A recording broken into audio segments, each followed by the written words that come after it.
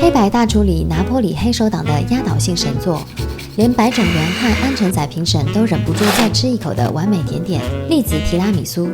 Hello， 我是 JJ， 今天来复刻这道经典意大利甜点。市售的栗子零食已经煮熟了，先把它压碎，等等再加入牛奶熬煮。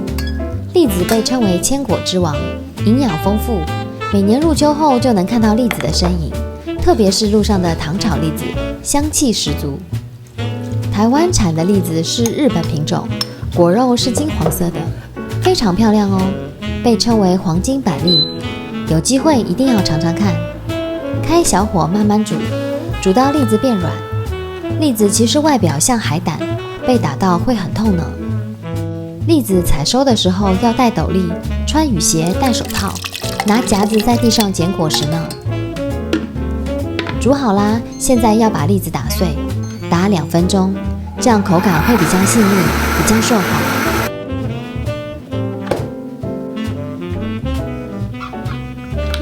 打好的栗子泥用保鲜袋装起来，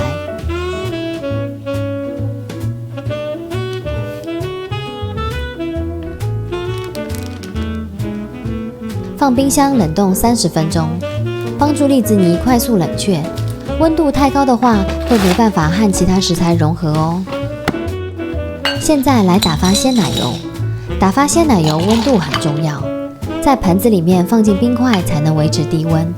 我没有在鲜奶油里面加糖，如果喜欢甜一点的话呢，可以在打发的时候加入糖粉哦。打出小勾勾的形状就可以了。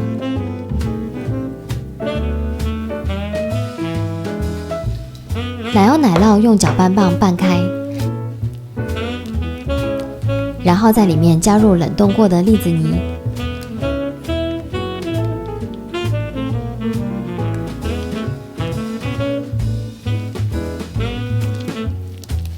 先搅拌，再用电动搅拌棒搅拌到没有颗粒。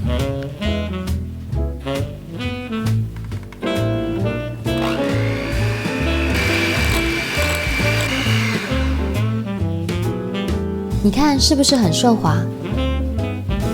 最后加入刚刚打发好的鲜奶油，搅拌均匀就可以了。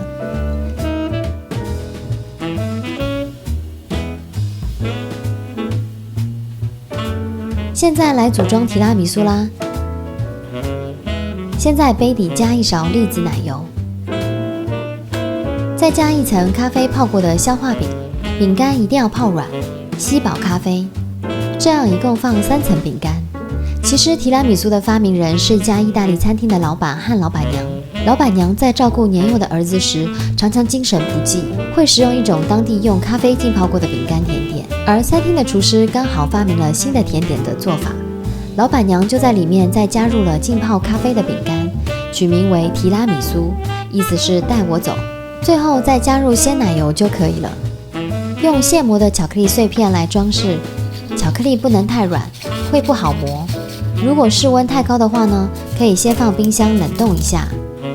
上面接着装饰玉米脆片，原版用的是综合谷物，看你手边有什么都可以，主要是为了增加口感。好啦，有没有和黑白大厨里面的一样呢？你也试试看吧。想要收看更多食物小知识，记得按赞、订阅和开启小铃铛哦。拜拜。